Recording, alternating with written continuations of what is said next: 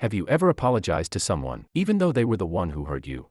You tried to explain how you felt, but somehow, you ended up feeling guilty.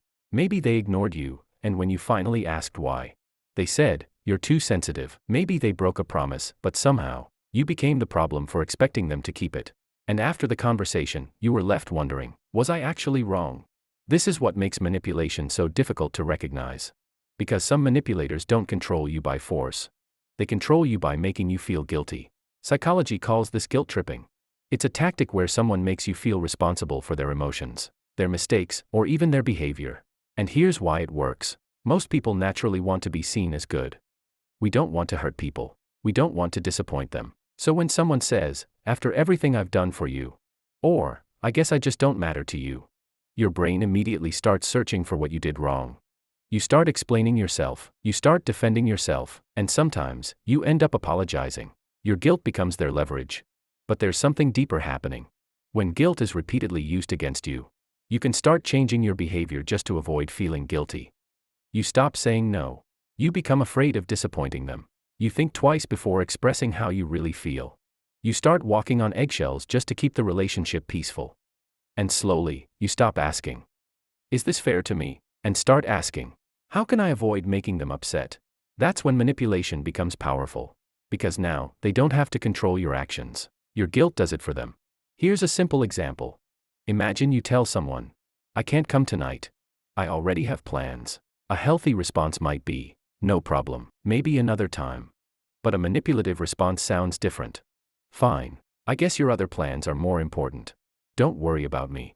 Suddenly, you feel guilty. Not because you did something wrong, but because they made your boundary feel like a betrayal. And this is an important difference. Feeling guilty doesn't always mean you're guilty. Sometimes, it simply means someone made you uncomfortable for protecting yourself. That's why you need to pay attention to patterns. Do they respect your boundaries?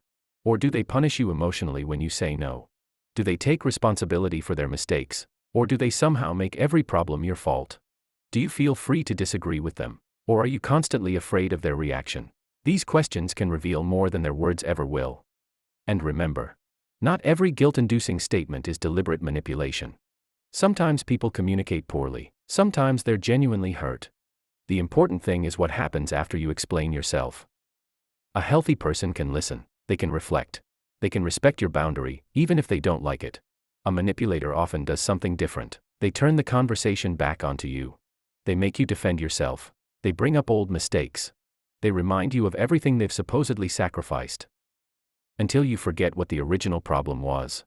That's when you need to stop arguing and start observing. You don't have to prove that you're a good person to someone who benefits from making you feel like a bad one. You can care about someone and still say no. You can love someone and still have boundaries. You can disappoint someone without doing something wrong. So the next time someone makes you feel guilty, pause before you apologize.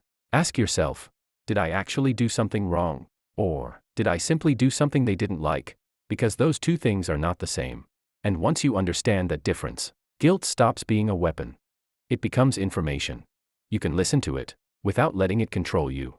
Because healthy relationships don't require you to feel guilty. Just for protecting your peace.